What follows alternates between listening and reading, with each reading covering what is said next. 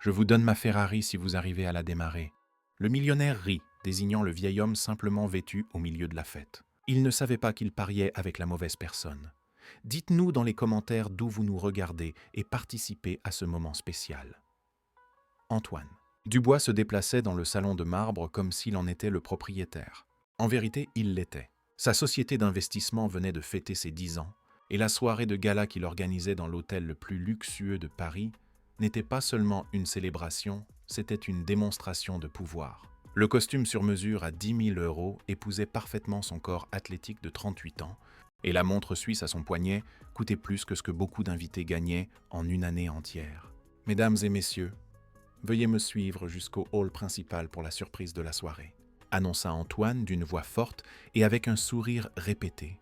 Tandis que les serveurs versèrent du champagne importé dans des coupes en cristal, la foule de cadres, de célébrités et de politiciens le suivit avec curiosité jusqu'à l'immense hall d'entrée, où un objet recouvert d'un drap de velours rouge attendait le grand moment.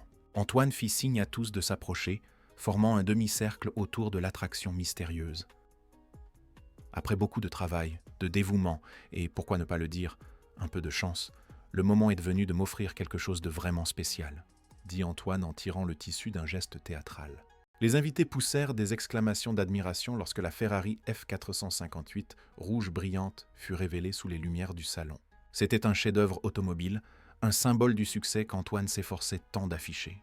470 chevaux, de 0 à 100 en 3,4 secondes, et le plus beau rugissement que l'argent puisse acheter, expliqua-t-il en caressant le capot étincelant. Une édition limitée, pratiquement une pièce de collection. Alors que les invités s'approchaient pour admirer le véhicule, personne ne remarqua la présence d'un homme plus âgé, vêtu d'un veston usé et d'un pantalon qui avait connu des jours meilleurs. Hector Laurent, 72 ans, cheveux grisonnants et mains calleuses, observait la voiture avec un intérêt sincère, mais se tenait à distance de la foule élégante. Hector n'était pas là pour la fête. Il travaillait depuis plus de 30 ans comme prestataire de services pour l'hôtel, réparant des équipements et effectuant de petites réparations. Ce soir-là, il avait fini de régler un problème dans la cuisine et avait décidé de passer par le hall principal avant de partir, attiré par le bruit de la célébration. C'est alors qu'un des amis d'Antoine le remarqua. « Hé Antoine, on dirait que quelqu'un n'a pas reçu le mémo sur le code vestimentaire », dit Philippe, directeur marketing d'une multinationale, en désignant Hector avec sa coupe de champagne. Antoine se retourna et vit le vieil homme debout à quelques mètres de la Ferrari. Son visage se crispa instantanément dans un mélange d'irritation et de dédain.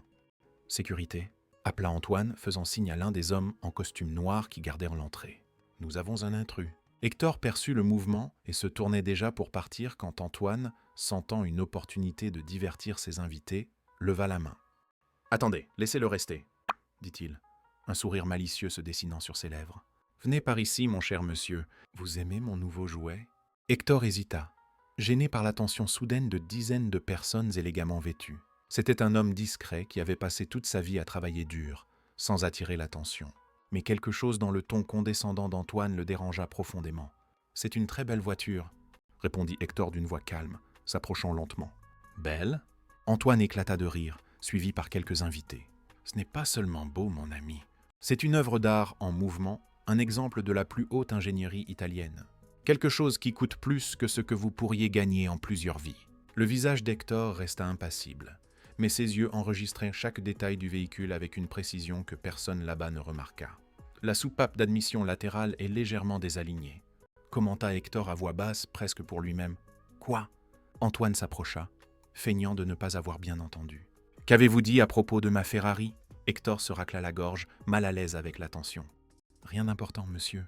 J'ai juste remarqué un petit désalignement sur la soupape d'admission latérale. Cela n'affecte probablement pas les performances. » Le visage d'Antoine devint rouge. L'idée qu'un vieil homme en haillons puisse trouver des défauts à sa voiture parfaite était insupportable. Certains invités commencèrent à chuchoter, et Antoine réalisa qu'il devait reprendre le contrôle de la situation. « Eh bien, il semble que nous ayons un expert en Ferrari parmi nous », s'exclama Antoine d'une voix forte et théâtrale en ouvrant les bras. « Quelqu'un qui peut identifier des problèmes sur des moteurs italiens juste en les regardant. » Les invités rirent, soulagés d'avoir une distraction. Hector recula d'un pas, sentant qu'il avait commis une erreur en parlant. « Excusez-moi, je ne voulais pas vous offenser, » dit-il. « J'ai juste un peu d'expérience avec les moteurs. »« De l'expérience ?» répéta Antoine en riant aux éclats.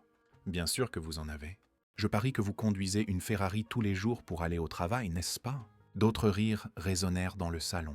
Laura, l'organisatrice de l'événement, et l'une des rares personnes présentes qui semblait mal à l'aise avec la situation, s'approcha. « Antoine, je pense que nous devrions continuer avec le programme de la soirée, » suggéra-t-elle discrètement, mais Antoine était trop excité par son nouveau divertissement. Le champagne, le pouvoir et l'admiration des invités lui étaient montés à la tête. « Attends, Laura, je veux en savoir plus sur les compétences de notre ami avec les voitures de luxe, » insista Antoine, passant un bras autour des épaules d'Hector, qui resta raide. « Dites-moi, monsieur. »« Hector Laurent, » répondit le vieil homme poliment. « Monsieur Hector, pensez-vous que vous pourriez démarrer cette voiture? C'est une opération assez complexe, vous savez. Ce n'est pas comme démarrer une 2CV. » Les yeux d'Hector se fixèrent sur ceux d'Antoine pendant un instant, et il y avait quelque chose dans ce regard qui aurait dû servir d'avertissement. Une certitude tranquille, une dignité inébranlable qui contrastait avec la moquerie environnante. « Oui, je crois que je pourrais, » répondit-il simplement. Antoine ne s'attendait pas à cette réponse. Il s'attendait à voir de la gêne, de l'hésitation ou de la peur. La confiance tranquille d'Hector était irritante. C'est alors que l'idée germa dans son esprit.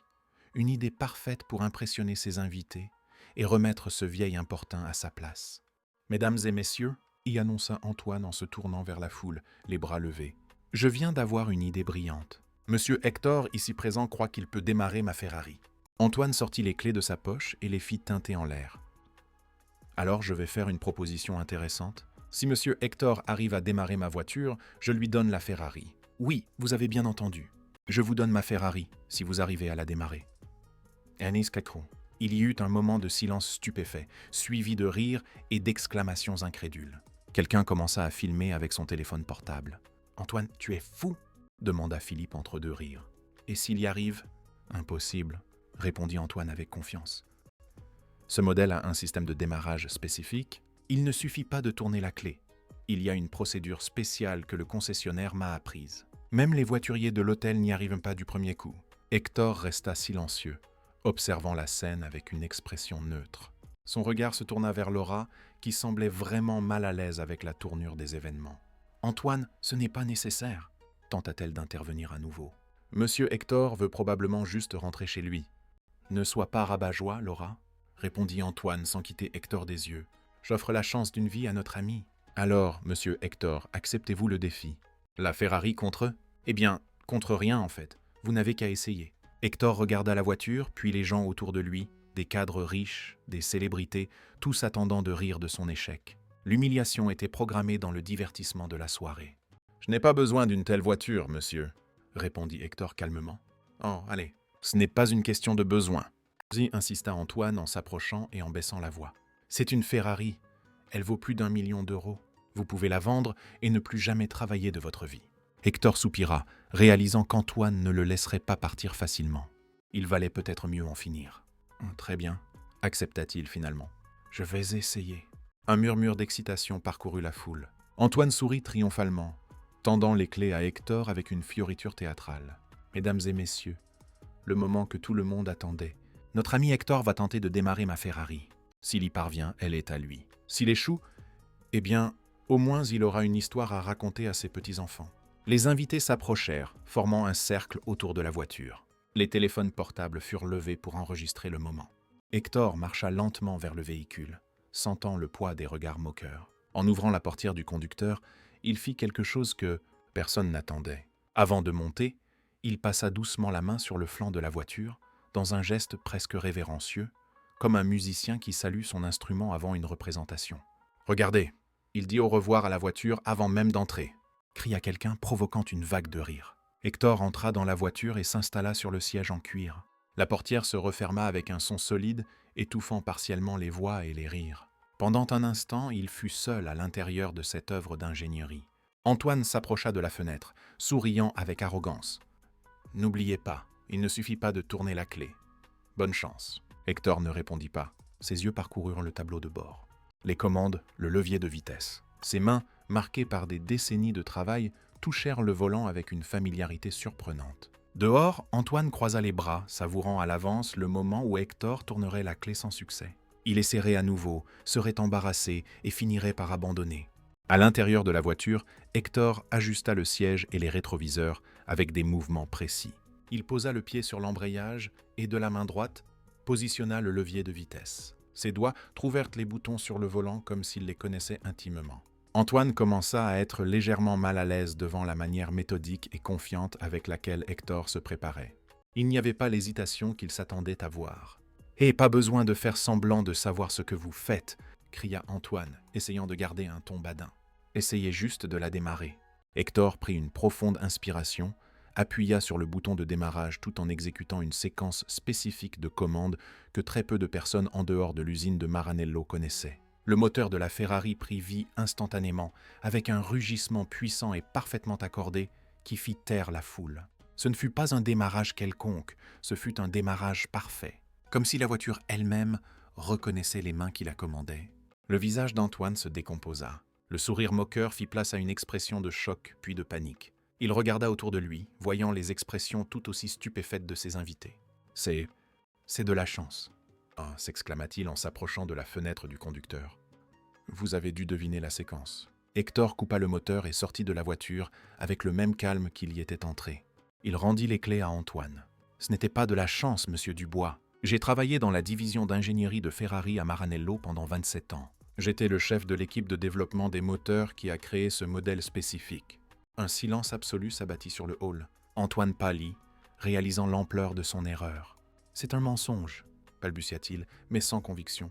Une voix s'éleva du fond de la foule. « Ce n'est pas un mensonge !» Tous se tournèrent pour voir qui parlait. C'était Laurent Rossi, un homme d'affaires italien qu'Antoine avait invité pour l'impressionner. « Hector Laurent est une légende chez Ferrari, » lui continua Laurent en s'approchant. « Je l'ai rencontré personnellement à Maranello il y a 15 ans. Son équipe a révolutionné les moteurs de la gamme F. » Laurent s'adressa à Hector, lui tendant la main avec respect.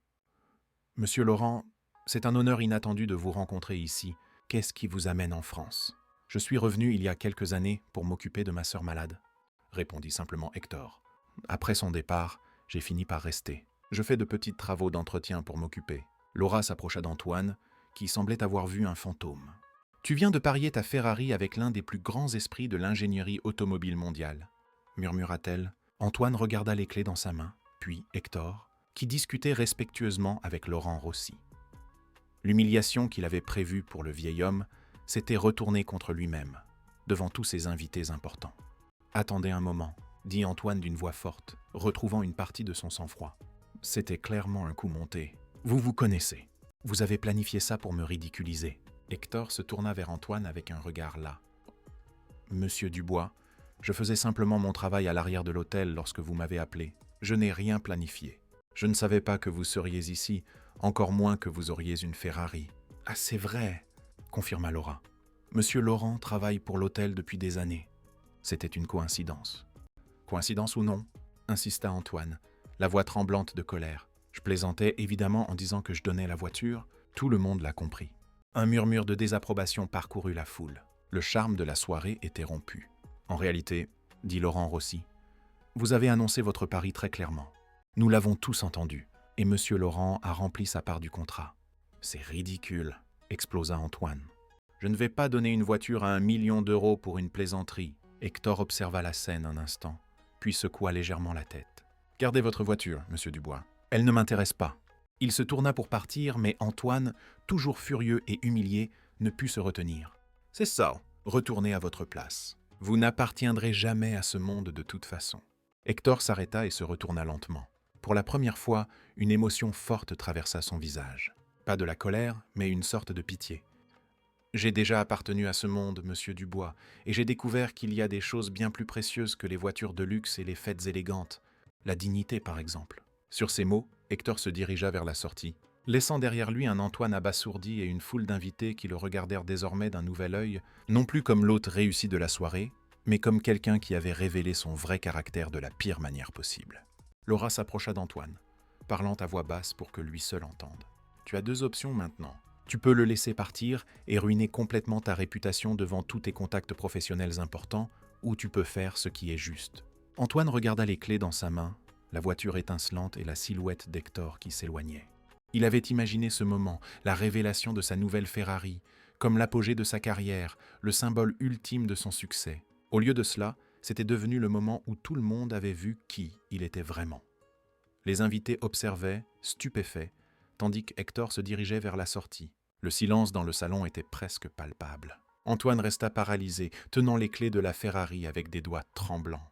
Il n'avait jamais été humilié de cette manière, surtout devant des personnes qu'il considérait comme importantes. Laura, l'organisatrice de l'événement, s'approcha de lui avec une expression inquiète. « Antoine, tu réalises ce que tu viens de faire. Tu viens de parier ta Ferrari avec l'un des plus grands ingénieurs automobiles du monde. »« Oh, c'est impossible !» balbutia Antoine, le visage toujours pâle. « Comment aurais-je pu le savoir ? Il ressemble à un simple ouvrier. » Laura compléta d'une voix ferme.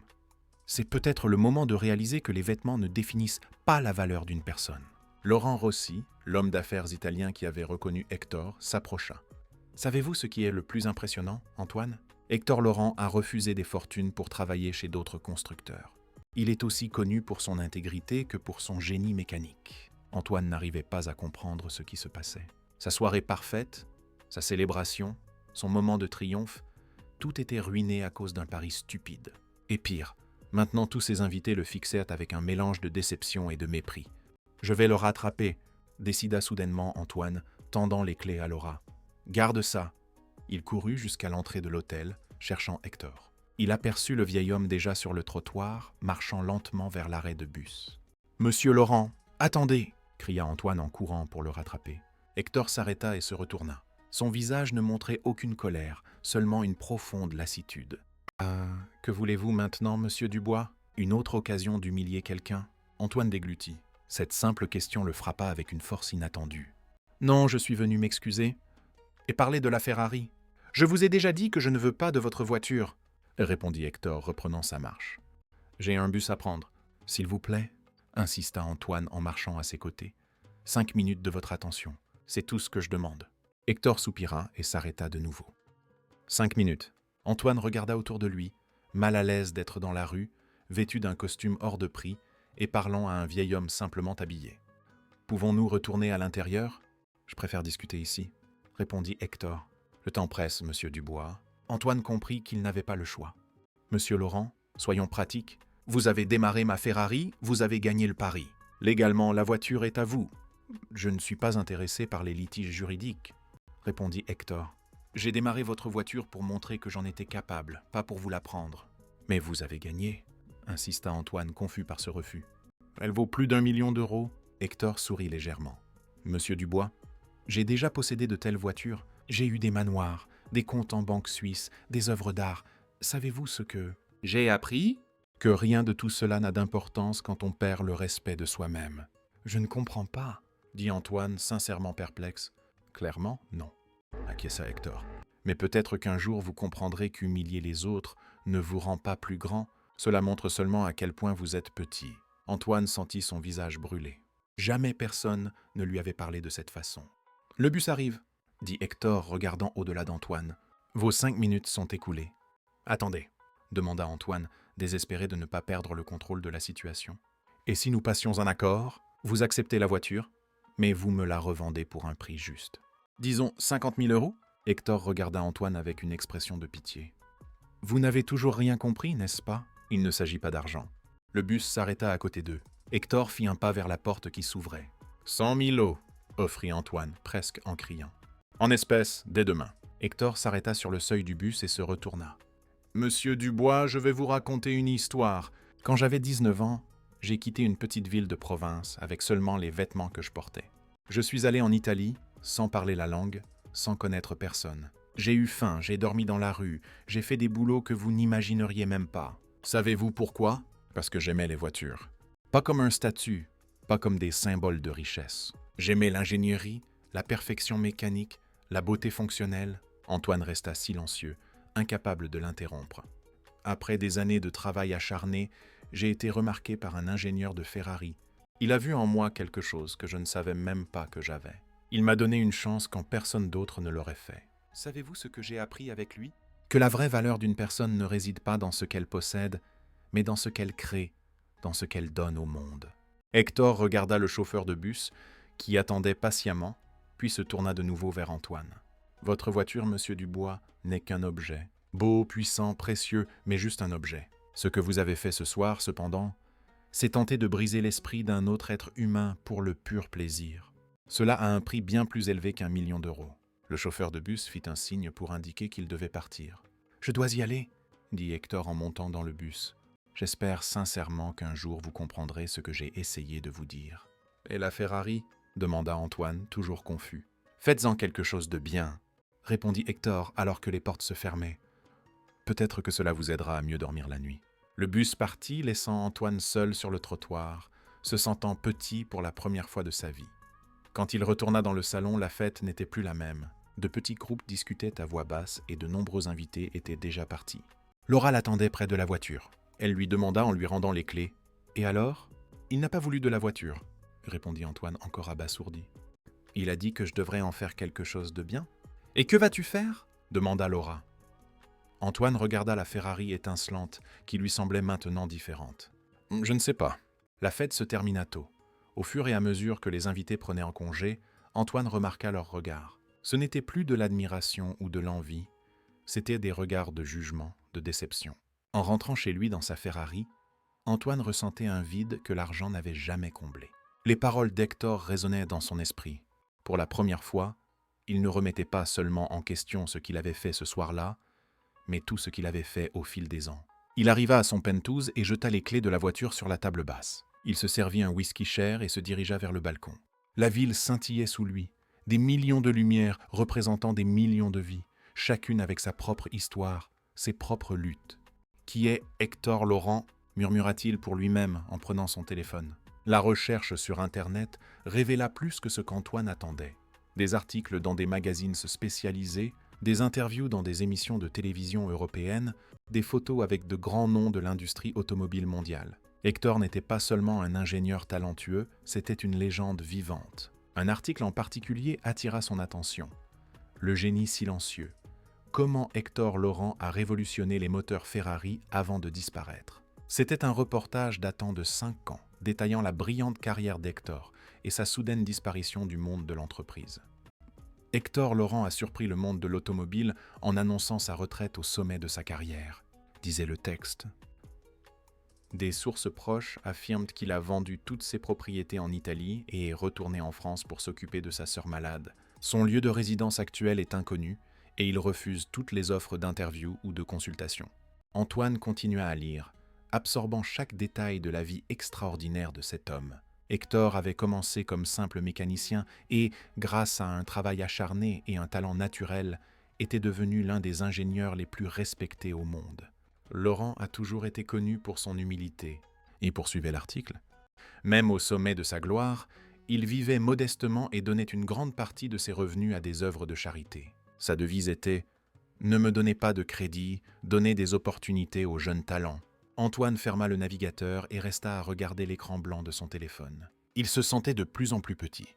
Il avait tenté d'humilier un homme respecté dans le monde entier, non pas pour sa richesse, mais pour son caractère et ses contributions.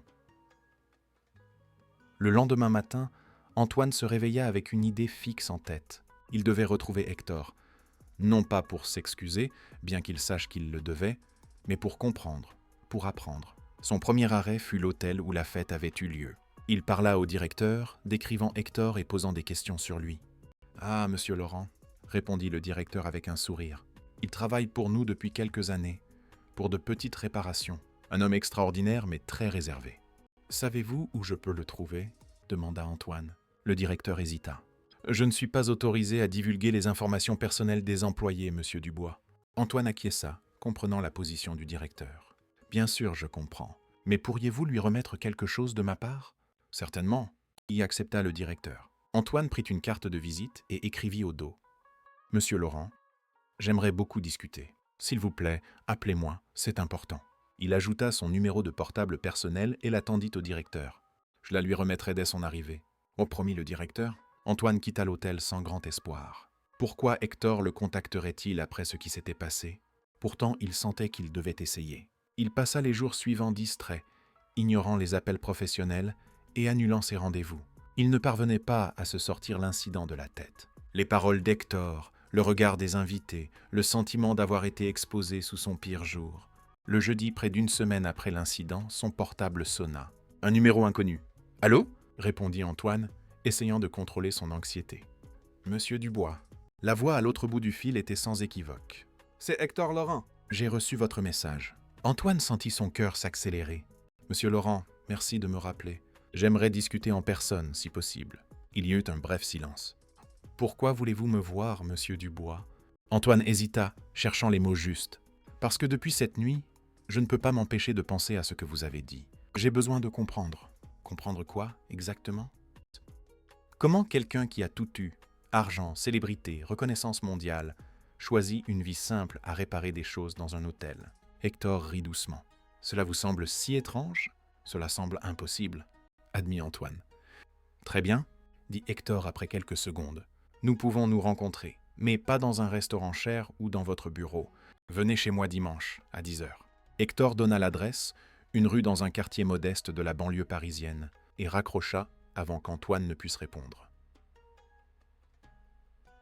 Le dimanche, Antoine conduisit sa propre voiture, une berline qu'il utilisait rarement, jusqu'à l'adresse indiquée.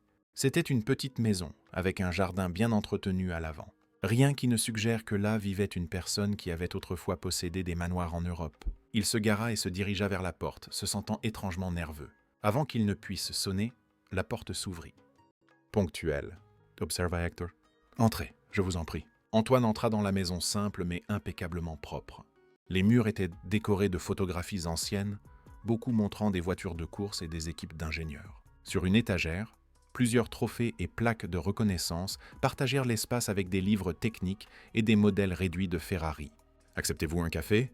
offrit Hector en indiquant un fauteuil dans le salon. « Oui, merci », répondit Antoine, observant encore les objets qui racontaient l'histoire extraordinaire de cet homme.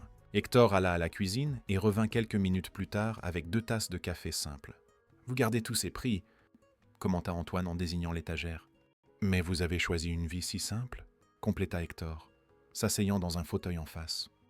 « Ne confondez pas la simplicité avec la pauvreté, monsieur Dubois. L'une est un choix, l'autre est une circonstance. » Antoine acquiesça en sirotant son café. « Pourquoi êtes-vous revenu en France? Les articles disent que c'était pour prendre soin de votre sœur. »« Ma sœur aînée, Claire, » confirma Hector. « Elle avait un cancer. Les médecins lui donnaient 6 mois. Elle a tenu 3 ans, grâce au traitement que j'ai pu payer. Quand elle est partie, j'ai réalisé que je n'avais plus de raison de retourner en Europe. Ma vie était ici. Et pourquoi travailler comme homme d'entretien? » Hector sourit. « Parce que j'aime réparer les choses. J'ai toujours aimé ça. Chez Ferrari, je réparais des problèmes sur des moteurs qui valaient des millions. À l'hôtel, je répare la plomberie, les systèmes électriques, les climatiseurs. Le principe est le même. Trouver le problème, comprendre sa cause, appliquer la solution appropriée. » Antoine absorba ces mots, essayant de comprendre une façon de penser si différente de la sienne. « Vous pourriez gagner des millions en tant que consultant, » observa-t-il. « Et que ferais-je avec plus de millions ?» demanda Hector. « J'ai assez pour vivre confortablement pour le reste de ma vie. Ma maison est payée. Je n'ai pas de dettes. Ma santé est raisonnablement bonne pour mon âge. De quoi d'autre aurais-je besoin? Mais la reconnaissance, le statut... » Hector rit. « La reconnaissance? Regardez cette étagère, monsieur Dubois. J'ai plus de reconnaissance que n'importe qui pourrait en désirer. Et quant au statut, eh bien, ça n'a jamais été important pour moi. » Antoine resta silencieux, réfléchissant. Toute sa vie avait été construite autour de l'accumulation de richesses et de l'affichage du statut. L'idée que quelqu'un choisisse délibérément un chemin différent était déconcertante. « Le jour de la fête, » commença Antoine, choisissant ses mots avec soin, « j'ai été cruel avec vous. Pourquoi ne m'avez-vous pas remis à ma place immédiatement ? Pourquoi avoir attendu que je fasse ce pari ridicule ?» Hector posa sa tasse et regarda Antoine droit dans les yeux. « Parce que vous aviez besoin d'apprendre quelque chose que personne ne pouvait simplement vous dire. Vous aviez besoin de sentir par vous-même que les apparences sont trompeuses, que le respect se gagne et ne s'achète pas, que traiter les gens comme des inférieurs ne vous rend pas supérieur, mais révèle seulement vos propres insécurités. » Les mots frappèrent Antoine avec force. Pour la première fois, il écoutait vraiment. « Comment saviez-vous que j'avais besoin de cette leçon ?» demanda-t-il enfin. Hector sourit. « Je ne le savais pas, mais je reconnais ce regard. Je l'ai vu chez beaucoup d'hommes riches au cours de ma vie. C'est un regard qui dit « Je suis meilleur que toi parce que j'ai plus. » C'est un regard vide, monsieur Dubois, et très, très solitaire. Antoine sentit une boule dans sa gorge. Hector avait décrit avec précision ce qu'il ressentait à l'intérieur, malgré toute sa richesse et son succès apparent. « Que dois-je faire de la Ferrari ?» demanda-t-il, changeant de sujet. « Ce que vous voulez ? répondit Hector. C'est votre voiture. Mais vous avez gagné le pari, et j'ai choisi de ne pas accepter le prix. La voiture reste à vous. Antoine prit une profonde inspiration. Monsieur Laurent, depuis cette nuit, je ne peux pas regarder cette voiture sans ressentir de la honte. Je n'en veux plus. Hector étudia le visage d'Antoine un instant. Alors, vendez-la, et utilisez l'argent pour quelque chose qui ne vous apporte pas de honte. Comme quoi, Hector se leva et se dirigea vers l'une des photographies au mur. C'était une image de lui, bien plus jeune, entouré d'enfants devant un garage. C'était la première école de mécanique que j'ai ouverte dans la banlieue de Maranello, expliqua-t-il. Nous apprenions aux jeunes défavorisés à réparer des voitures. Beaucoup d'entre eux ont ensuite été embauchés par Ferrari et d'autres constructeurs. Antoine observa la photo, voyant la fierté dans les yeux d'Hector et des enfants. « Vous pensez que je pourrais faire quelque chose comme ça » demanda-t-il avec hésitation. « Je ne sais pas » répondit honnêtement Hector. « Cela dépend de ce que vous valorisez vraiment dans la vie. » À ce moment, Antoine n'était pas sûr de ce qu'il valorisait vraiment. Toute son existence avait été consacrée à accumuler de la richesse et à afficher son pouvoir. L'idée d'utiliser son argent pour quelque chose de plus grand que lui était nouvelle et effrayante. « Voulez-vous voir quelque chose » demanda Hector, interrompant ses pensées. « Bien sûr » répondit Antoine. Hector le conduisit à une porte au fond de la maison qui menait à un petit garage. Quand il alluma la lumière, Antoine resta bouche bée. Là, couverte par une bâche, se trouvait une voiture ancienne. Hector tira soigneusement la bâche, révélant une Ferrari 250 GTO de 1962, en parfait état. « Mon Dieu !» murmura Antoine. « Ça doit valoir plus que votre penthouse », y compléta Hector avec un sourire. « C'est l'un des rares exemplaires au monde. »« Et vous la gardez ici, dans ce simple garage ? Où d'autres la garderaient-je ? Ce n'est qu'une voiture, monsieur Dubois. Une voiture extraordinaire, avec une histoire et une signification pour moi, mais juste une voiture. » Antoine s'approcha du véhicule, émerveillé par sa beauté classique et sa perfection mécanique. « Pourquoi ne l'avez-vous pas vendue ? Vous pourriez acheter un manoir avec sa valeur. » Hector passa affectueusement la main sur le capot de la voiture. « Parce que certaines choses ont une valeur sentimentale qui dépasse toute valeur monétaire. C'est la première voiture que j'ai aidé à restaurer chez Ferrari. Enzo Ferrari en personne me l'a offerte quand j'ai pris ma retraite. Il a dit que c'était un remerciement pour tout ce que j'avais fait pour l'entreprise. » Antoine essaya d'imaginer ce que ce serait d'avoir un lien si profond avec quelque chose de matériel qui ne soit pas basé sur sa valeur financière ou son statut. « Vous la conduisez » demanda-t-il. « Parfois, sur des routes désertes, très tôt le matin, » répondit Hector, une lueur juvénile dans les yeux. « Le son de ce moteur est comme une musique. » Ils retournèrent au salon, et Antoine sentit qu'ils se voyaient, lui et Hector, sous un nouveau jour. « Monsieur Laurent, je suis venu ici pour comprendre, et je crois que je commence. Mais je suis aussi venu pour m'excuser sincèrement de la façon dont je vous ai traité. » Hector acquiesça, acceptant les excuses. « La vie est un voyage d'apprentissage, monsieur Dubois. Il n'est jamais trop tard pour commencer à apprendre. » En prenant congé, Antoine sentit que quelque chose de fondamental avait changé en lui. Il ne savait pas exactement ce qu'il ferait de sa Ferrari ou de sa vie, mais il savait qu'il ne pouvait pas continuer comme avant. En rentrant chez lui, il décida de prendre un chemin plus long, traversant des quartiers de la ville qu'il évitait habituellement. Il vit des enfants jouer au football sur des terrains improvisés, des familles partager des déjeuners du dimanche sur de petits balcons, des personnes âgées discuter sur des places simples. Pour la première fois, il ne les voyait pas comme les autres, des gens d'un monde séparé du sien. Il voyait des êtres humains, chacun avec sa propre histoire, ses rêves et sa dignité. Quand il arriva enfin à son appartement luxueux et vide, Antoine sut qu'il avait une décision importante à prendre. Et, étonnamment, il se sentait léger, comme si un poids qu'il ne savait même pas qu'il portait avait été retiré de ses épaules. 3 jours après la rencontre chez Hector, Antoine n'avait toujours pas touché à sa Ferrari. La voiture restait garée dans le garage de l'immeuble, recouverte d'une housse. Chaque fois qu'il passait devant, il ressentait un mélange de honte et de confusion. Les paroles du vieil ingénieur résonnaient dans son esprit, défiant tout ce qu'il avait toujours cru sur le succès et la valeur. Ce mercredi matin, alors qu'il prenait son café dans son penthouse, Antoine reçut un appel de Laura, l'organisatrice de l'événement. « Antoine, nous devons parler, » dit-elle, sans les salutations habituelles. Les commentaires sur ce qui s'est passé à la fête ne cessent de circuler. « Des commentaires » demanda Antoine, sentant son estomac se nouer. « Les gens parlent de la façon dont tu as traité Monsieur Laurent. Certains sponsors de l'événement sont mal à l'aise et veulent des explications. » Antoine se passa la main dans les cheveux, nerveux. Ça fait presque une semaine, Laura, les gens n'ont rien d'autre à commenter. Ce n'est pas comme ça que ça marche, Antoine.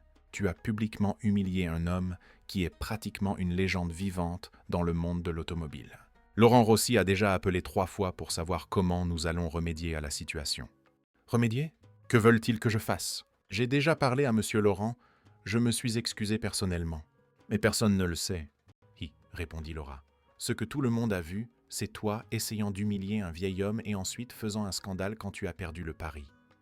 Antoine resta silencieux, la réalité de la situation le frappant enfin de plein fouet. Sa réputation, si soigneusement construite au fil des ans, était en train d'être détruite à cause d'une nuit d'arrogance. « Je dois régler ça », murmura-t-il, plus pour lui-même que pour Laura. « Oui, tu dois », acquiesça-t-elle. « Et vite, tu as une réunion du conseil d'administration de ton entreprise demain, n'est-ce pas ? Certains membres étaient à la fête. » Après avoir raccroché, Antoine resta assis, fixant la vue panoramique de la ville qui s'étendait au-delà du balcon de son penthouse.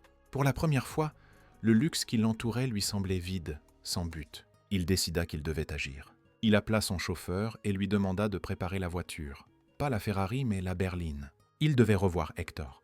Quand il arriva à la petite maison dans le quartier éloigné, il fut accueilli par une femme d'âge mûr qui se présenta comme Sophie, la voisine d'Hector. « Il n'est pas là », l'informa-t-elle.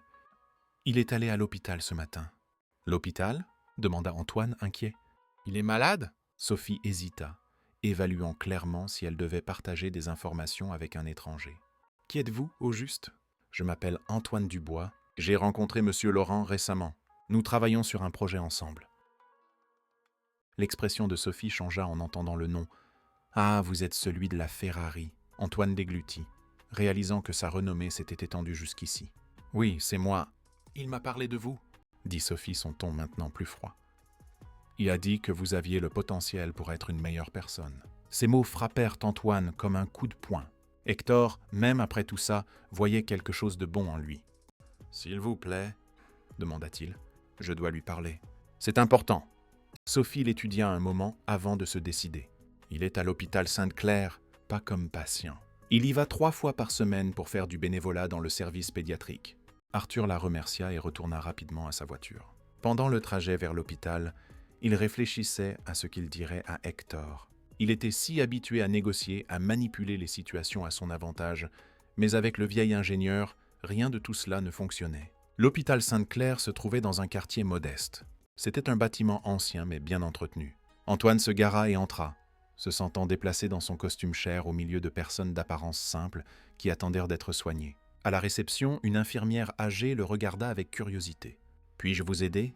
Je cherche monsieur Hector Laurent. On m'a dit qu'il faisait du bénévolat ici. »« Ah, monsieur Hector ?»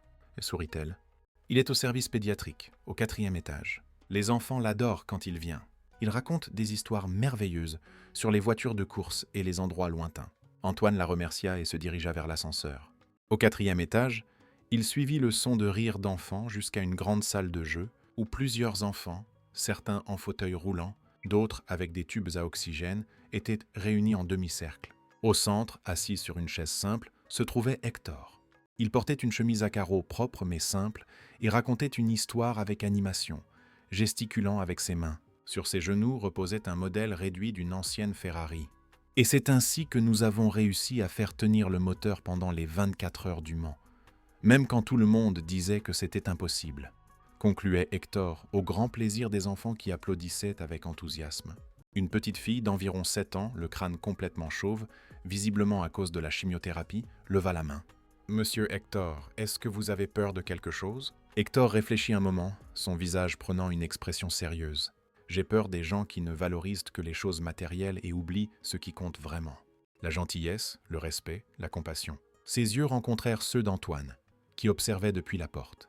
Il ne semblait pas surpris de le voir là. « Les enfants, » dit Hector. « Aujourd'hui, nous allons finir un peu plus tôt. J'ai un visiteur. Mais je promets que la semaine prochaine, j'apporterai le modèle de la F40 que vous m'avez tant demandé. » Les enfants protestèrent, mais une infirmière s'approcha et commença à les ramener dans leur chambre. Certains firent un signe de la main à Hector, qui leur répondit par un sourire sincère. « Monsieur Dubois ?» dit-il quand ils furent enfin seuls. « Je ne m'attendais pas à vous revoir si tôt. » Antoine s'approcha, se sentant étrangement nerveux. « Monsieur Laurent, j'ai besoin de votre aide. » Hector haussa les sourcils. Mon aide? Pour quoi faire? Pour réparer ce que j'ai cassé? Répondit Antoine, se surprenant de sa propre honnêteté. Ma réputation est en train d'être détruite à cause de ce qui s'est passé à la fête. Les gens parlent, les sponsors sont mécontents, même le conseil d'administration de mon entreprise me pose des questions. Hector étudia le visage d'Antoine un moment. Et que voulez-vous que je fasse? Que je dise à tout le monde que vous êtes une bonne personne? Non, répondit Antoine, réalisant la futilité de cette demande. Je veux que vous m'aidiez à être vraiment une meilleure personne. Un léger sourire apparut sur les lèvres d'Hector. C'est déjà un début. Ils sortirent de la salle de jeu et marchèrent dans les couloirs de l'hôpital. Hector saluait les infirmières et les médecins par leur nom, manifestement un visiteur fréquent et apprécié. « Pourquoi venez-vous ici » demanda Antoine. « Mon petit-fils a été hospitalisé ici pendant 2 ans, » répondit Hector, son regard momentanément lointain. « Leucémie infantile. J'ai passé de nombreuses nuits dans ces couloirs à prier, à attendre. Il avait 4 ans quand on l'a diagnostiqué. »« Je suis désolé, » murmura Antoine, sincèrement ému. « Il s'est rétabli ?» Un sourire illumina le visage d'Hector. « Oui, David a 9 ans maintenant. Il est en rémission depuis 3 ans. Un miracle selon les médecins. » Ils arrivèrent à une petite cafétéria au rez-de-chaussée de l'hôpital. Hector salua la dame qui servait le café comme une vieille amie. « Comme d'habitude, monsieur Hector ?» demanda-t-elle avec un sourire. « Oui, s'il vous plaît, madame Hélène, et ce que mon ami ici voudra. » Antoine demanda un simple café, se sentant de plus en plus déplacé dans cet environnement où Hector semblait si à l'aise. « Vous pourriez vivre dans un manoir ?» commenta Antoine alors qu'il s'asseyait à une table en plastique dans un coin. « Vous pourriez avoir un chauffeur, des domestiques, tout ce que vous voudriez. »« Et que ferais-je de tout ça ?» demanda simplement Hector. « J'habite à 3 rues d'ici. Je peux venir à pied rendre visite à mon petit-fils quand il a des rendez-vous de suivi. Je connais mes voisins par leur nom. J'aide à réparer la voiture de Monsieur Georges quand elle tombe en panne. Madame Sophie, que vous avez rencontrée, m'apporte de la soupe quand il fait froid. C'est ça la richesse, Monsieur Dubois. » Antoine absorba ces mots en silence. C'était un concept si éloigné de tout ce qu'il avait toujours cru. « Pour en revenir à votre problème ?» continua Hector. « Que voulez-vous faire exactement pour réparer ce que vous avez cassé ?»« Je ne sais pas, » admit Antoine. « Je pensais que vous pourriez me donner une idée. » Hector prit une gorgée de son café avant de répondre. « Vous avez parié votre Ferrari avec moi. Légalement, la voiture est à moi, bien que j'ai refusé. »« Oui, et je ne comprends toujours pas pourquoi. Parce que je ne veux pas d'une voiture, Monsieur Dubois. Je veux quelque chose de bien plus précieux. »« Quoi ? » ?»« Une opportunité de changer une vie. Dans ce cas, la vôtre. » Antoine fronça les sourcils, ne comprenant pas tout à fait. « Cet hôpital, » continua Hector, « s'occupe d'enfants atteints de cancer issus de familles qui ne peuvent pas se permettre des traitements coûteux. Ils font des miracles avec des ressources limitées. Imaginez ce qu'ils pourraient faire avec plus de ressources. » Pour la première fois, Antoine commença à comprendre où Hector voulait en venir. « Vous voulez que je donne de l'argent à l'hôpital ? Pas seulement de l'argent. Je veux que vous donniez de votre temps, de votre influence, de vos relations. Je veux que vous rencontriez ces enfants, leurs familles, leurs luttes. Je veux que vous voyiez le monde au-delà de votre cercle privilégié. » Antoine ressentit un mélange de résistance et de curiosité. L'idée de sortir de sa zone de confort était effrayante.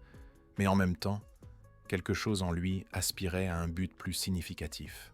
« Et cela sauverait ma réputation ?» demanda-t-il, encore prisonnier de son ancienne mentalité. Hector sourit patiemment. « Finalement, oui, mais ça ne devrait pas être votre objectif principal. Si vous le faites uniquement pour redorer votre image, les gens percevront la fausseté. » Antoine réfléchit un moment. « Par où commencerai-je ?»« Que diriez-vous de maintenant ?» suggéra Hector en se levant. « Allons rendre visite à quelques enfants. Observez, écoutez, apprenez. » Pendant les 2 heures qui suivirent, Antoine accompagna Hector de chambre en chambre dans le service pédiatrique. Il vit des enfants lutter contre des maladies terribles avec des sourires aux lèvres. Il rencontra des parents épuisés qui dormaient sur des chaises inconfortables pour rester aux côtés de leurs enfants. Il entendit des histoires de familles qui avaient tout vendu pour payer les traitements. Dans l'une des chambres, ils trouvèrent un garçon d'environ 6 ans, extrêmement pâle et maigre, connecté à plusieurs machines. À côté de lui, une jeune femme lui tenait la main, des cernes profonds marquant son visage fatigué. « Léo !» s'exclama joyeusement Hector en entrant. « Comment va mon pilote préféré aujourd'hui ?» Le garçon esquissa un faible sourire. « Tonton Hector, tu as apporté une nouvelle petite voiture ?»« Pas aujourd'hui, champion, mais j'ai amené un ami qui sait tout sur les voitures chères.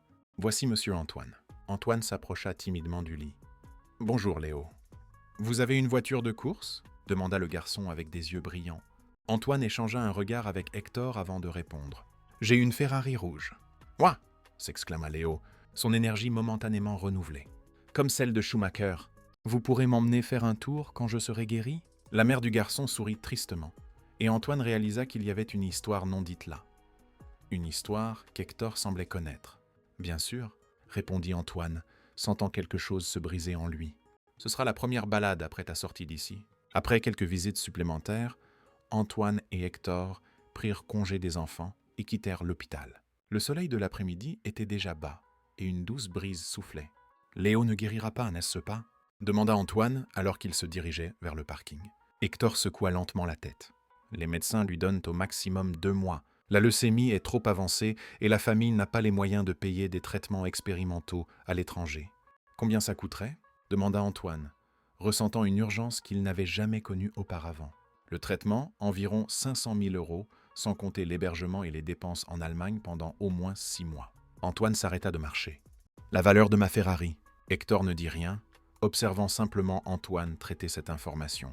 « Vous le saviez depuis le début, c'est pour ça que vous m'avez amené voir Léo. »« Je ne manipule pas les gens, monsieur Dubois, » répondit calmement Hector. « Je montre seulement des chemins.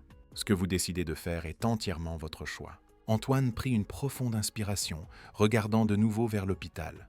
« Si je vendais la Ferrari, je pourrais payer le traitement de Léo ? » ?»« Oui, vous le pourriez. Et ça, ce serait utiliser la voiture pour quelque chose de bien, comme vous l'avez suggéré. »« Ce le serait, oui. » Antoine ressentit une clarté qu'il n'avait jamais connue auparavant. Soudain, sa voiture de luxe, son Pentouse, ses vêtements chers, tout lui semblait si futile comparé à la vie d'un enfant. « Je vais le faire, » décida-t-il. « Je vais vendre la Ferrari et payer le traitement de Léo. » Hector sourit, mais ne parut pas surpris. « C'est une noble décision, monsieur Dubois, mais permettez-moi de faire une suggestion. »« Bien sûr, ne le faites pas seul. Utilisez vos relations, votre influence. Créez une fondation, un événement caritatif.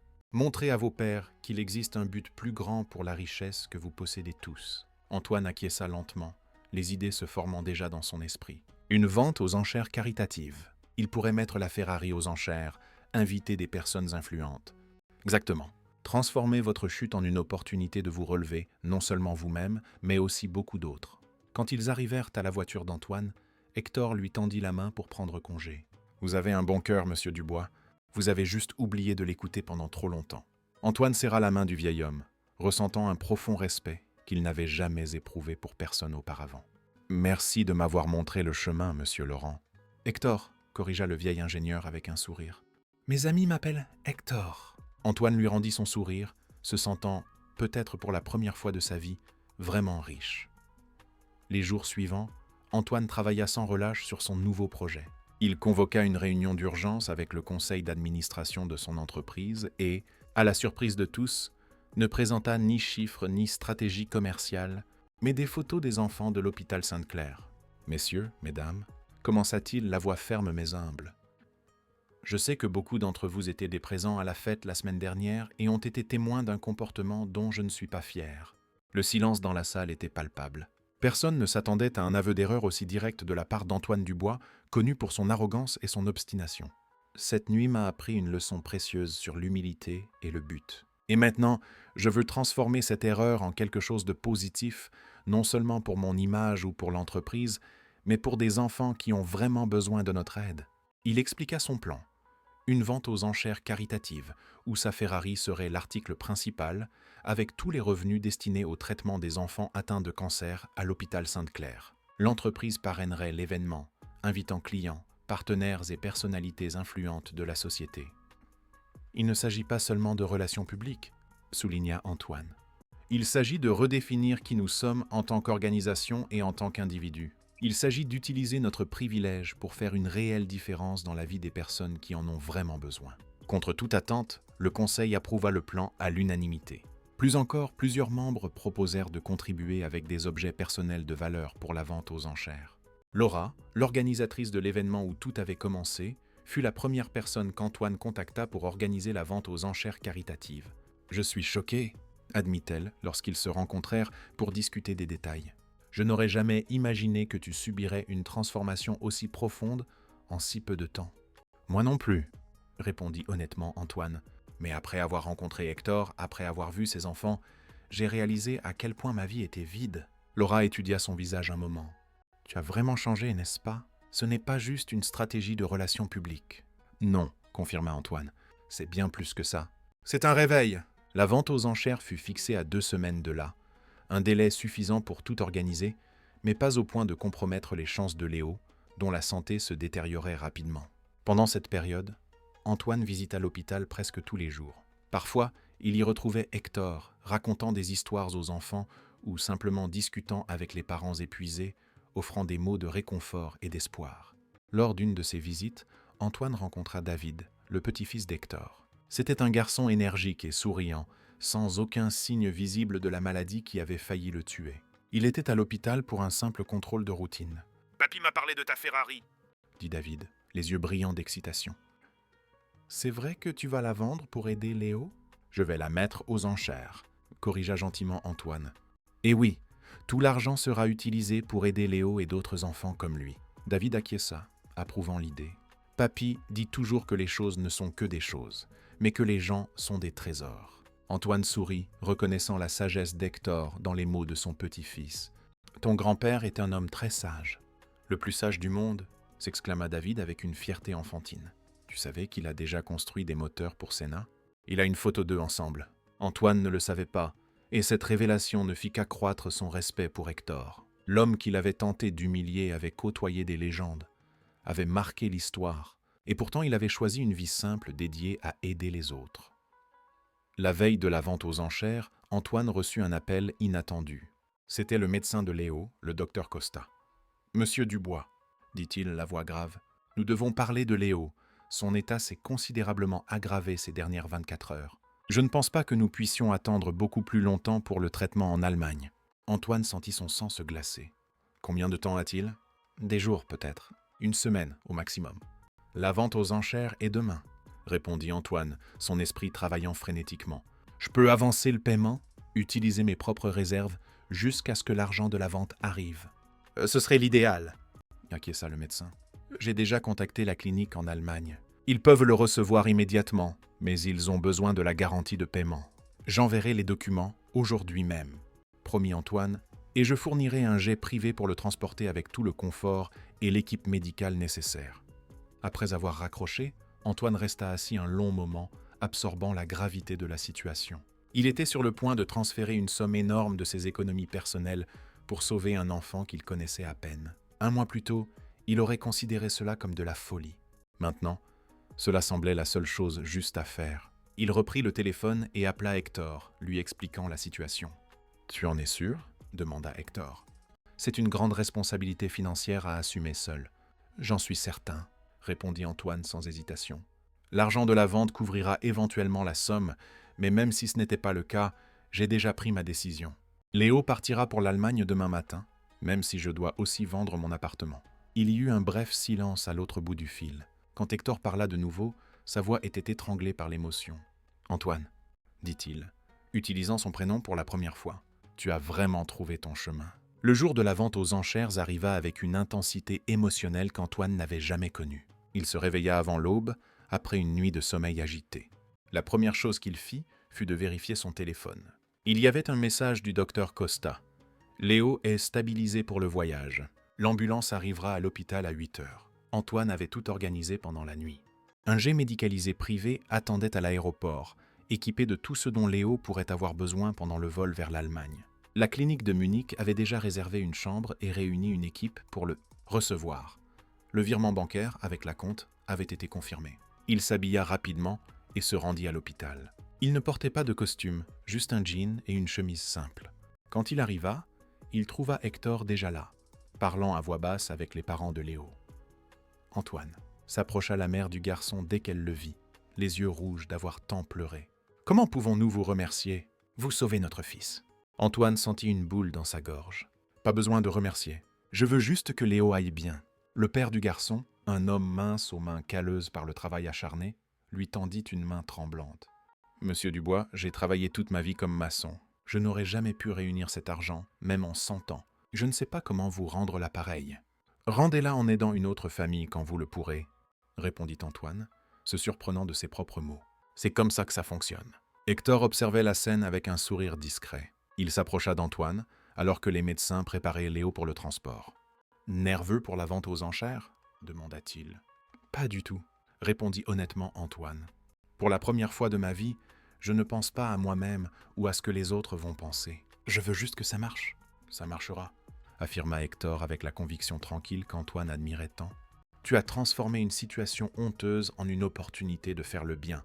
Les gens le reconnaissent. L'ambulance arriva et tous suivirent pendant que les ambulanciers transféraient Léo, maintenant sous sédatif pour le voyage. Le garçon semblait encore plus petit et plus fragile sur le brancard, connecté à tant de tubes et de moniteurs. « Je peux aller avec lui ?» demanda la mère au médecin, le désespoir visible dans ses yeux. « Bien sûr !» répondit le médecin. « Nous avons déjà préparé les documents pour vous et votre mari. »« Mais nous n'avons pas d'argent pour les billets !» commença le père. « Tout est arrangé !» interrompit gentiment Antoine. « Vous voyagerez dans le même avion.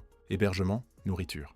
Tout est inclus pour aussi longtemps que nécessaire. » La mère de Léo s'effondra en larmes, serrant Antoine fort dans ses bras. « Que Dieu vous bénisse. Que Dieu vous bénisse 1000 fois. » Alors que l'ambulance s'éloignait, Antoine resta aux côtés d'Hector, la regardant jusqu'à ce qu'elle disparaisse au coin de la rue. « Tu as fait quelque chose d'extraordinaire !» commenta Hector. « J'ai fait ce que n'importe qui aurait fait, » répondit Antoine. Hector sourit. « Non, la plupart des gens auraient eu pitié. Peut-être auraient-ils donné une petite somme et continué leur vie. Toi, tu investis ta fortune personnelle, ton temps, ton énergie émotionnelle. C'est exceptionnel. »« J'ai appris du meilleur, » dit Antoine, regardant le vieil homme avec un respect sincère. « Maintenant, vas-y !»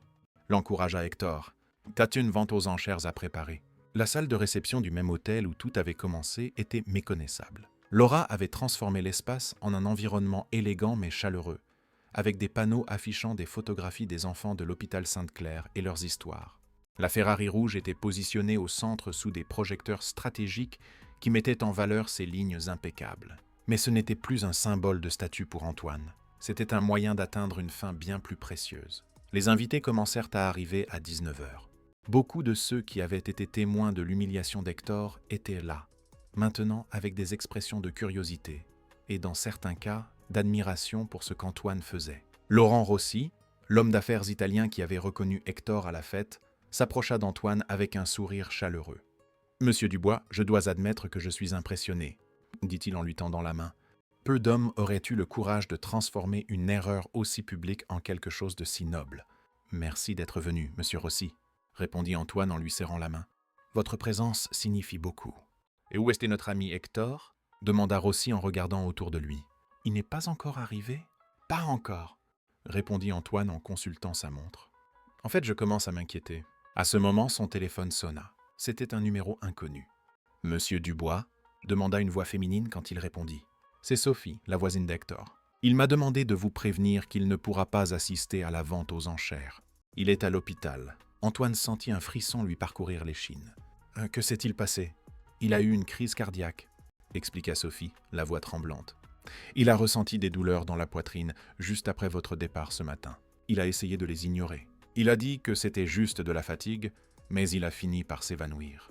L'ambulance l'a emmené à l'hôpital central. »« J'y vais tout de suite, » répondit Antoine, se dirigeant déjà vers la sortie. « Non, » l'interrompit Sophie. « Hector a été catégorique. Il veut que vous teniez la vente aux enchères comme prévu. Il a dit que c'est plus important que tout en ce moment. » Antoine s'arrêta, partagé entre l'inquiétude pour Hector et la responsabilité de l'événement qui pourrait sauver plusieurs vies. « Antoine » s'approcha Laura, remarquant son expression perturbée. « Il s'est passé quelque chose ?» Antoine expliqua rapidement la situation. Laura posa la main sur son épaule. « Hector a raison, » dit-elle doucement. « La vente aux enchères doit avoir lieu. Des dizaines d'enfants en dépendent. Une fois que nous aurons terminé, nous irons ensemble à l'hôpital. » Antoine acquiesça, reconnaissant la sagesse de ce conseil. « Très bien, commençons. » La vente aux enchères se déroula avec une énergie qui surprit tout le monde. Les invités, pour beaucoup des hommes d'affaires riches, habitués à ne penser qu'au profit, semblaient sincèrement touchés par les histoires des enfants. Des offres généreuses étaient faites pour des articles qui, dans d'autres circonstances, n'en vaudraient même pas la moitié. Quand vint le moment de mettre la Ferrari aux enchères, Antoine monta sur scène. Le silence se fit dans la salle. « Mesdames et messieurs, » commença-t-il, la voix ferme mais chargée d'émotion. « Il y a 2 semaines, dans ce même hôtel, j'ai commis une erreur dont j'ai profondément honte. J'ai tenté d'humilier un homme extraordinaire, Hector Laurent, simplement parce qu'il ne correspondait pas à ma conception étroite du succès et de la valeur. » Antoine fit une pause, regardant chaque visage dans l'assistance. Hector m'a enseigné la leçon la plus précieuse de ma vie. La vraie valeur d'une personne ne réside pas dans ce qu'elle possède, mais dans ce qu'elle crée, dans le bien qu'elle fait dans le monde. Cette Ferrari, qui était pour moi un symbole de statut, représente maintenant quelque chose de bien plus important, la chance de sauver des vies. Il expliqua brièvement le cas de Léo, qui à ce moment-là s'envolait déjà pour l'Allemagne, et celui des autres enfants qui avaient besoin de traitements coûteux. « Hector n'a pas pu être ici ce soir », continua Antoine, la voix légèrement tremblante. « Il est à l'hôpital après avoir subi une crise cardiaque ce matin. Mais son esprit, ses valeurs, sont présents dans chaque aspect de cet événement. » Un murmure d'inquiétude parcourut l'assistance. Beaucoup là-bas avaient rencontré Hector à la fête et avaient été touchés par sa dignité. « Alors, » conclut Antoine, en hommage à Hector Laurent, un homme qui a choisi la simplicité et la générosité alors qu'il aurait pu tout avoir, j'ouvre les enchères pour cette Ferrari. Qu'elle aille à quelqu'un qui comprenne sa vraie valeur, non pas comme un objet d'ostentation, mais comme un instrument pour faire le bien. Le commissaire-priseur prit le relais et les enchères commencèrent. L'atmosphère dans la salle était électrique. La Ferrari, qui valait environ 1 million d'euros, dépassa rapidement cette valeur. 5 million, 2 millions, 5 millions, Antoine observait, stupéfait, tandis que des hommes d'affaires qui, quelques jours auparavant, se livraient une concurrence féroce en affaires, rivalisaient maintenant pour être le plus généreux. Finalement, alors que le montant atteignait l'impressionnante somme de 4,5 millions d'euros, Laurent Rossi leva la main. « 5 millions » dit-il simplement. La salle tomba dans un silence absolu. C'était 5 fois la valeur réelle de la voiture. « 5 millions d'euros » répéta le commissaire-priseur, regardant autour de lui pour voir s'il y aurait une autre offre. « 5 millions d'euros. Une fois, 2 fois. Adjugé pour 5 millions d'euros à M. Laurent Rossi », annonça le commissaire-priseur en frappant son marteau. L'assistance explosa en applaudissements. Antoine descendit de la scène pour remercier personnellement Rossi. « Monsieur Rossi, c'est extraordinaire », dit-il ému. Rossi sourit. « J'ai connu Hector il y a de nombreuses années en Italie. Il a conçu un moteur pour ma première usine, refusant d'être payé, car il disait que je n'étais qu'un jeune homme avec un rêve. Ce moteur nous a permis de rivaliser avec des entreprises bien plus grandes et a été le début de tout ce que j'ai construit par la suite. Considérez cela comme le remboursement d'une vieille dette. » Au total, la vente aux enchères rapporta près de 7,5 millions d'euros, bien plus que ce qu'Antoine aurait pu espérer. C'était assez d'argent pour traiter non seulement Léo, mais aussi plusieurs autres enfants de l'hôpital Sainte-Claire. Dès la fin de l'événement, Antoine et Laura se rendirent directement à l'hôpital central. Ils trouvèrent Hector dans une chambre privée, pâle mais conscient, avec un faible sourire sur le visage quand il les vit. « Comment ça s'est passé ?» fut la première chose qu'il demanda. « Incroyable !» répondit Antoine, tirant une chaise pour s'asseoir à côté du lit. « Nous avons récolté près de 7,5 millions. La Ferrari seule a été vendue pour 5 millions. » Hector écarquilla les yeux. « 5 millions ? Qui l'a acheté ?»« Laurent Rossi. Il m'a raconté l'histoire d'un moteur que vous avez conçu pour lui il y a de nombreuses années. » Hector rit doucement, puis grimaça de douleur. « Ah oui, Laurent n'était qu'un gamin avec de grands rêves à l'époque. Il avait à peine assez d'argent pour acheter les pièces, encore moins pour payer un ingénieur. » Laura s'approcha, prenant affectueusement la main d'Hector. « Comment vous sentez-vous ? » « Comme un vieil imbécile qui a ignoré les signaux de son propre corps, » répondit-il honnêtement. « Mais les médecins disent que c'était un infarctus léger. Avec les bons médicaments et un peu de repos, je serai de retour sur pied dans quelques semaines. »« Vous allez vous reposer bien plus que quelques semaines, » affirma fermement Antoine, « et vous recevrez le meilleur traitement possible. » Hector secoua la tête. « Je n'ai pas besoin de traitement coûteux, Antoine. Ma mutuelle est suffisante. »« Ce n'est pas une question de besoin, mais de mérite, » insista Antoine. « Vous avez changé ma vie, Hector. Laissez-moi vous rendre l'appareil, ne serait-ce qu'un peu. » Avant qu'Hector ne puisse protester davantage, la porte s'ouvrit et David entra en courant, suivi de Sophie. « Papy !» s'exclama le garçon, les yeux écarquillés d'inquiétude. « Tu vas bien ?»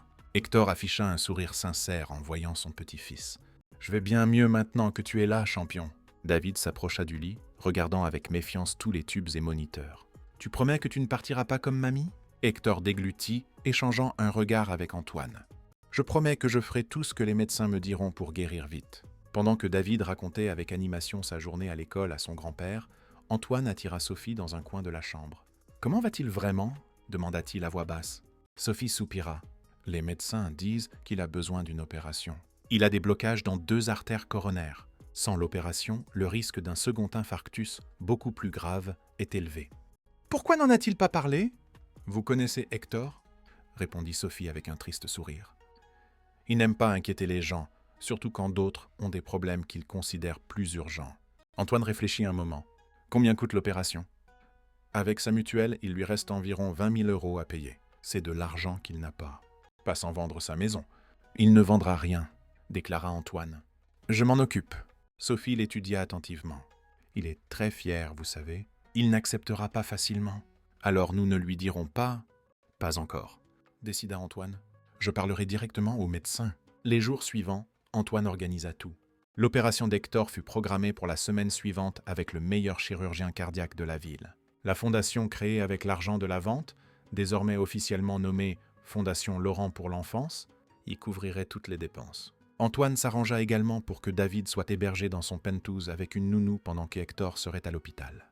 Le garçon était enchanté par l'appartement luxueux et surtout par la vue panoramique sur la ville. « D'ici on peut voir la maison de papy !» s'exclama-t-il le premier jour, désignant un point lointain. Antoine sourit.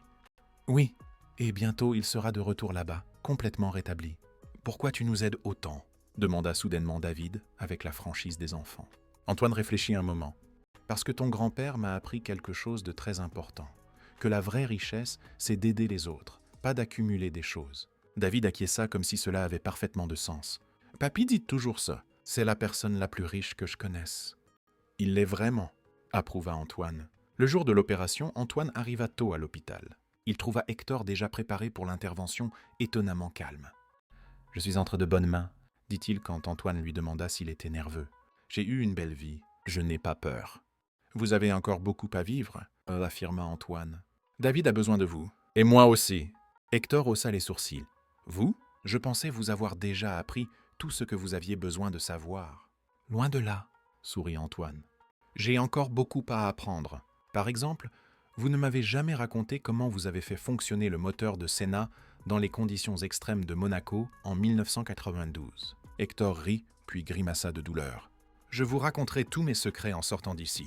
Mais vous devez promettre d'utiliser ce savoir pour le bien. »« Promis, » répondit solennellement Antoine. Quand les infirmiers vinrent chercher Hector pour l'opération, Antoine lui serra la main une dernière fois. « À tout à l'heure, professeur. » L'opération dura 6 heures. Antoine resta dans la salle d'attente tout le temps, travaillant à distance sur son ordinateur portable, organisant les derniers détails de la fondation. Laura l'accompagna une partie du temps, ainsi que Laurent Rossi, qui avait reporté son vol de retour en Italie pour connaître le résultat de l'opération. Finalement, le chirurgien apparut, encore en tenue de bloc. « Tout s'est bien passé », annonça-t-il avec un sourire. « Monsieur Laurent est un homme fort. Les artères ont été débouchées avec succès et la récupération devrait être complète. » Antoine ressentit une vague de soulagement si intense qu'il dut s'asseoir. C'est alors seulement qu'il réalisa à quel point il tenait à cet homme qu'il avait tenté d'humilier quelques semaines plus tôt. Hector resta à l'hôpital 5 jours de plus. Antoine lui rendait visite quotidiennement, amenant souvent David après l'école. Le garçon remplissait la chambre de son énergie contagieuse, racontant ses aventures dans le penthouse d'Antoine et faisant rire son grand-père, même quand cela lui faisait mal. Le jour de sa sortie, Antoine insista pour ramener personnellement Hector chez lui. Le vieil homme était déjà nettement plus fort, marchant sans aide, bien que prudemment. « J'ai une surprise pour vous, » dit Antoine en conduisant. Hector haussa un sourcil. « J'espère que ce n'est rien d'extravagant. Vous savez ce que j'en pense. »« Ce n'est pas extravagant, » assura Antoine. C'était nécessaire. Quand ils arrivèrent chez Hector, Sophie et plusieurs voisins attendèrent devant avec une petite pancarte de « Bienvenue à la maison ». Hector fut visiblement ému par l'accueil, mais la vraie surprise se trouvait à l'intérieur de la maison. Antoine avait engagé une entreprise pour installer un ascenseur compact, reliant le rez-de-chaussée au premier étage où se trouvait la chambre d'Hector. « Je ne peux pas accepter ça », protesta Hector en voyant l'installation. « Ce n'est pas un cadeau », expliqua Antoine. « C'est une nécessité médicale. Le médecin a insisté sur le fait que vous ne deviez pas monter d'escalier pendant les prochaines semaines. Et en plus, ajouta-t-il avec un sourire, c'est un investissement dans votre santé pour que vous puissiez continuer à m'enseigner, ainsi qu'à David, des choses importantes pour les 20 prochaines années, au minimum. » Hector secoua la tête, mais un sourire flottait sur ses lèvres. « Vous avez appris à être assez persuasif. »« J'ai appris du meilleur, » répondit Antoine. Ce soir-là, tandis qu'Hector se reposait dans sa chambre, Antoine et David s'assirent sur la terrasse arrière, regardant les étoiles. Le garçon était inhabituellement silencieux. Quelque chose ne va pas, demanda Antoine. Tonton Antoine, Guy commença David, utilisant le surnom qu'il avait adopté ces dernières semaines. Papy va vraiment guérir pour de vrai. Antoine passa son bras autour des épaules du garçon. Oui, David. L'opération a été un succès. Il a juste besoin de se reposer et de prendre ses médicaments correctement. Tu promets que tu prendras soin de lui-même quand je ne pourrai pas être là ? Je le promets, répondit sincèrement Antoine. Ton grand-père est la personne la plus importante de ma vie maintenant. Il m'a appris à être une meilleure personne. David acquiesça, satisfait. Il fait ça avec tout le monde. C'est pour ça que tout le monde l'aime. Antoine réfléchit à ces mots simples mais profonds. Hector ne se contentait pas de vivre selon des principes nobles. Il inspirait les autres à faire de même. C'était un don rare et précieux. Tu sais, David, je pense que ton grand-père est l'homme le plus riche que j'ai jamais rencontré. Mais il n'a pas d'argent, répondit le garçon confus. Il existe de nombreux types de richesses, expliqua Antoine. Et certaines sont bien plus précieuses que l'argent. 6 mois s'étaient écoulés depuis l'opération d'Hector. Le printemps était arrivé, apportant de nouvelles couleurs au jardin de la petite maison, désormais fréquemment visité par l'un des hommes d'affaires les plus influents de la ville. Antoine gara sa berline. Il n'arborait plus de voiture de luxe et sourit en voyant Hector s'occuper de ses rosiers, les mains fermes et le visage sain. « Vous arrivez juste à temps ?» commenta Hector sans se retourner. Il savait toujours quand Antoine arrivait, même sans regarder. « Le thé est presque prêt. Comment vous sentez-vous aujourd'hui ?» demanda Antoine en s'approchant pour aider son ami à se lever. Comme un homme de 72 ans qui vient de passer 6 heures à enseigner la mécanique à des adolescents, répondit Hector avec un sourire fatigué mais heureux. L'école-atelier Les Ailes Mécaniques avait été inaugurée 3 mois plus tôt dans un entrepôt rénové du même quartier où vivait Hector. C'était un projet commun. Antoine fournissait le financement et la structure administrative, tandis qu'Hector partageait son savoir avec des jeunes de la banlieue. Il comptait déjà 30 élèves, beaucoup en situation de vulnérabilité sociale. Ils entrèrent dans la maison, où un arôme de tisane remplissait la cuisine. David n'était pas là. Il passait ses après-midi à l'école puis au projet, où il montrait déjà un talent exceptionnel pour la mécanique, à la grande fierté de son grand-père. « J'ai eu des nouvelles de Léo aujourd'hui », commenta Antoine pendant qu'Hector servait le thé dans de simples tasses en porcelaine. Les yeux du vieil homme s'illuminèrent. « Et comment va-t-il ? Les médecins ont confirmé. Rémission complète. Le traitement a mieux fonctionné que prévu. Il reviendra en France le mois prochain. » Hector ferma les yeux un instant comme pour une prière silencieuse de remerciement. C'est merveilleux. Ils s'assirent à la table de la cuisine, où tant de conversations importantes avaient eu lieu ces derniers mois. C'était là, entre gorgées de thé et mots simples, qu'Antoine avait trouvé plus de sagesse que dans toutes les salles de réunion qu'il avait fréquentées dans sa vie. La Fondation a déjà aidé 17 enfants, commenta Antoine. Chacun d'eux a maintenant une vraie chance de guérir. Et tout ça parce que vous avez choisi de transformer une erreur en quelque chose d'extraordinaire, observa Hector. Antoine secoua la tête. Non, tout ça parce que vous avez eu la sagesse de me montrer un meilleur chemin, alors que vous auriez pu simplement me mépriser. L'amitié entre eux s'était approfondie au-delà de ce que quiconque aurait pu prévoir. Antoine était devenu une présence constante dans la vie d'Hector et de David, non seulement comme bienfaiteur, mais comme membre de la famille. Dîner. Du dimanche, promenades au parc, soirées de jeux de société, de petites traditions qui donnaient maintenant un sens à sa vie. « Avez-vous décidé ce que vous allez faire ?» demanda Hector, changeant de sujet. Antoine savait de quoi il parlait. La semaine précédente, il avait reçu une offre pour vendre son entreprise pour une somme astronomique. Une opportunité qu'il n'aurait jamais hésité à accepter 6 mois plus tôt. « J'y réfléchis encore, » répondit-il. « L'argent serait utile pour la fondation. » « Mais vous vous inquiétez pour vos employés, » compléta Hector, « pour la culture que vous avez construite là-bas. » Antoine acquiesça. Son entreprise avait subi une transformation radicale. Elle fonctionnait désormais selon des principes de responsabilité sociale, de durabilité et de valorisation humaine. Chaque employé, des cadres au personnel de nettoyage, recevait un traitement digne et des salaires justes. « J'ai peur qu'un nouveau propriétaire défasse tout ça, » admit Antoine. « Les profits augmenteraient, rapidement, bien sûr, mais au détriment de tout ce que nous avons accompli. » Hector sourit avec approbation. « Il y a 6 mois, vous n'auriez considéré que le retour financier. »« Il y a 6 mois, j'étais un idiot, » répondit Antoine en riant. Le bruit de la porte qui s'ouvre interrompit la conversation. David entra en courant, le visage illuminé d'un sourire.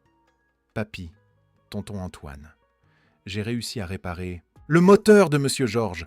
Il avait une panne dans le système d'allumage que personne n'arrivait à trouver. Hector ouvrit les bras, accueillant son petit-fils avec fierté. C'est incroyable, champion. J'ai toujours su que tu avais le don. Antoine observa la scène, le cœur plein. David était devenu comme un neveu pour lui, un garçon brillant et compatissant qui, grâce à l'exemple de son grand-père, grandissait avec des valeurs solides malgré les difficultés qu'il avait rencontrées. « Tonton Antoine !» se tourna David vers lui après avoir embrassé son grand-père. « Vous venez bien à la remise des diplômes de notre première promotion la semaine prochaine, n'est-ce pas ?»« Pour rien au monde je ne manquerai ça », assura Antoine. L'école atelier allait diplômer sa première promotion. 12 jeunes qui, au début du projet, n'avaient guère de perspective d'avenir. Maintenant, tous étaient déjà en route vers des emplois dans des garages et des concessionnaires de la ville. Après le dîner, pendant que David faisait ses devoirs, Antoine et Hector sortirent pour une promenade dans le quartier. C'était un rituel qu'ils avaient établi, marcher lentement dans les rues simples, saluer les voisins, regarder le coucher du soleil. « Savez-vous ce qui m'impressionne le plus chez vous ?» demanda soudainement Hector. « Quoi ?» La façon dont vous avez vraiment changé. Pas seulement en surface pour impressionner les autres ou réparer votre image. Vous avez changé de l'intérieur. Antoine y réfléchit. C'était vrai. Son pantouse avait été vendu. Il vivait maintenant dans une maison confortable mais modeste près de l'école atelier. Ses costumes hors de prix avaient été donnés. Son cercle social s'était complètement transformé. Quand j'ai perdu la Ferrari cette nuit-là, je pensais que je perdais quelque chose de précieux, commenta Antoine. Je ne savais pas que je faisais simplement de la place pour gagner quelque chose de bien plus précieux. La vie a de ses ironies, sourit Hector. Parfois, nous devons perdre quelque chose pour comprendre ce qui compte vraiment. Ils marchèrent en silence pendant quelques minutes, jusqu'à ce qu'Antoine rassemble le courage de partager une décision qu'il avait prise. « Hector, j'ai refusé l'offre pour l'entreprise. » Le vieil homme le regarda, surpris. « Vous en êtes certain ? » ?»« Absolument. À la place, je la transforme en un modèle de gouvernance partagée. 30% des actions seront réparties entre les employés. 30% autres iront à la fondation. » Hector s'arrêta de marcher, visiblement ému. « Antoine, c'est extraordinaire. » « J'ai appris du meilleur, » répondit simplement Antoine. De retour à la maison, ils trouvèrent David endormi sur ses livres. Antoine le porta doucement jusqu'à son lit, un geste devenu naturel ces derniers mois. Avant de partir, Antoine tendit une enveloppe à Hector. « Qu'est-ce que c'est ?» demanda le vieil homme. « Des billets pour Maranello, en Italie, pour vous et David pendant les vacances scolaires. Ferrari organise un hommage à ces ingénieurs pionniers. Ils veulent que vous soyez l'invité d'honneur. » Hector ouvrit l'enveloppe avec des mains tremblantes.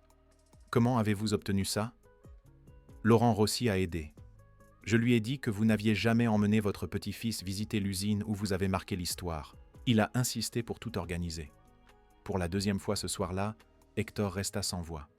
Il serra simplement Antoine dans ses bras avec la force surprenante qu'un homme de son âge pouvait encore avoir. « Merci d'avoir parié avec moi ce soir-là, » dit Antoine à voix basse. « C'était la meilleure défaite de ma vie. »